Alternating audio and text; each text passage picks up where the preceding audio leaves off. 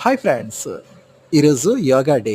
ఎందుకంటే విశాఖపట్నంలో సాగర తీరాన ప్రధాని నరేంద్ర మోడీ గారు అత్యంత ప్రతిష్టాత్మకంగా తలపెడుతున్న అద్భుతమైన ఈ కార్యక్రమం.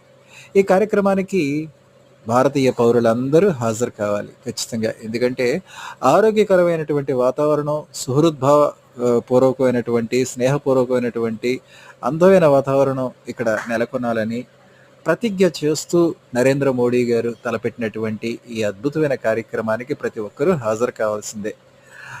నవే డేస్‌లో ప్రతి ఒక్కరికి అనారోగ్యాలు అనేటువంటివి సర్వసాధారణం అయిపోయాయి.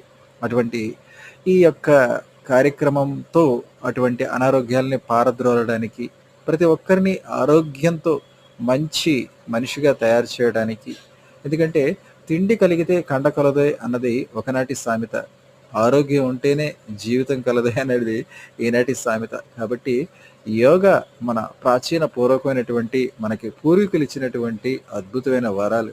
ఆ వరాల గురించి, ఆ వరాల యొక్క ప్రాధాన్యత తెలుసుకొని మన ప్రధాని నరేంద్ర మోడీ గారు తలపెట్టినటువంటి ఈ యజ్ఞానికి ప్రతి ఒక్కరూ హాజరు కావాలి ఖచ్చితంగా. ఎందుకంటే ముఖ్యంగా యువత అయినా సరే, నెక్స్ట్ వృద్ధాప్యంలో ఉన్న వృద్ధులైనా సరే, పిల్లలైనా సరే ప్రతి ఒక్కరూ ఈ యోగాని పాటిస్తే ఖచ్చితంగా ఆరోగ్యం అనేటువంటిది మనకు వర్ధిల్లుతుంది. మన భారతదేశం అత్యద్భుతంగా ప్రపంచంలో మంచి మంచి కీర్తి శిఖరాలను అధిగమిస్తుంది. ఎందుకంటే ఆరోగ్యం ఉంటేనే కదండీ ఏదైనా సాధించడానికి. ఆరోగ్యం ఉంటేనే కదండీ ప్రతి ఒక్కరూ మంచి మనుషులుగా మసలడానికి. ఆరోగ్యకరమైనటువంటి సమాజాన్ని నిర్మిద్దాం. రండి ఫ్రెండ్స్! యోగా డే శుభాకాంక్షలు.